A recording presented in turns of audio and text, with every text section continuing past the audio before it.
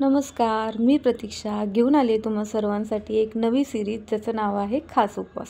यामध्ये मी वेगवेगळ्या प्रकारचे उपवासाचे पदार्थ तुम्हाला बनवून दाखवणार आहे जे अगदी झटपट बनतात आणि चवीलाही खूप छान लागतात। आज मी बनवणार आहे उपवासाचे डोसे। तर इन्स्टंट डोसे बनवण्यासाठी मी इथे अर्ध्या वाटी साबुदाणा 2-3 मिनिटं परतून घेतलाय।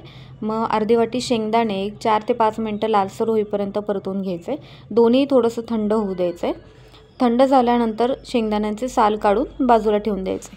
एका मिक्सर ग्राइंडरमध्ये भाजलेला साबुदाणा, 1 वाटी भगर आणि 2 चमचे दही आणि 2 कप पाणी आणि चवीनुसार मीठ टाकून त्याची एक फाईन पेस्ट करून घ्यायची। मंडळी, भारतीय संस्कृतीमध्ये उपवासांना काही कमी नसते, पण प्रत्येक उपवासाच्या दिवशी तेच साबुदाण्याची खिचडी, साबुदाण्याचे वडे खाऊन कंटाळले असाल तर अशा प्रकारचे डोसे एकदा नक्की बनवून पहा। खूप कमी वेळात बनतात आणि अगदी नॉर्मल डोस्यासारखेच छान लागतात। तर आपलं इथे बॅटर तयार करून झालेलं आहे। त्याच्यामध्ये मी एक उकडलेला बटाटा टाकलाय आणि पुन्हा एकदा मिक्सरमध्ये त्याला फिरवून घेतलंय। तुम्ही बघू शकता अगदी डोस्याच्या बॅटरसारखं बॅटर तयार झालेलं आहे। त्याला झाकण ठेवून 10 ते 15 मिनिटं रेस्ट होऊ द्यायचं। ते रेस्ट होते तोपर्यंत आपण चटणी बनवून घेऊया। त्याच्यामध्ये भाजलेले शेंगदाणे, 2 चमचे सुकं खोबऱ्याचा कीस, 2 मिरच्या, थोडासा आल्याचा तुकडा आणि कोथिंबीर टाकली। आता बऱ्याचशा ठिकाणी उपवासाला कोथिंबीर खात नाहीत, तर तुम्ही स्किप पण करू शकता। तुम्हाला हवी तशी जाडसर बारीक अशी तुम्ही चटणी वाटून घ्यायची। आपलं डोस्याचं बॅटर तयार झालं आहे। मी त्याच्यामध्ये थोडेसे जिरे टाकलेत, पण डोसे बनवायच्या आधी आपण बटाट्याची भाजी बनवून घेऊया।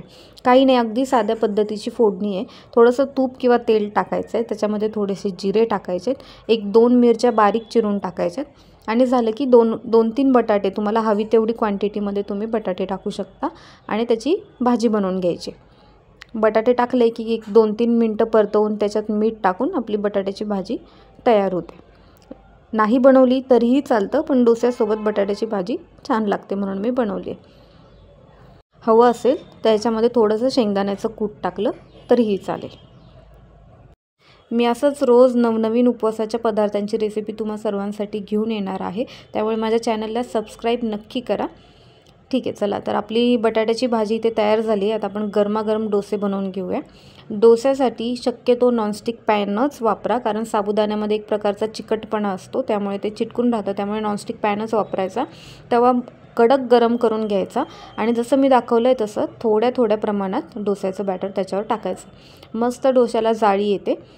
बॅटरची कन्सिस्टन्सी ही थोडीशी लिक्विड असावी, म्हणजे पातळ असावी। आपलं नॉर्मल डोस्याचं पीठ असतं त्याच्यापेक्षा थोडंसं पातळ कन्सिस्टन्सी असली पाहिजे, ज्याच्यामुळे काय होतं, ह्याला छान जाळीदार पॅटर्न येतो आणि डोसे आपले क्रिस्पी बनतात। जोपर्यंत डोसा तवा सोडत नाही किंवा तो एका बाजूने चांगला गोल्डन क्रिस्पी होत नाही तोपर्यंत त्याला पलटवायचं नाही।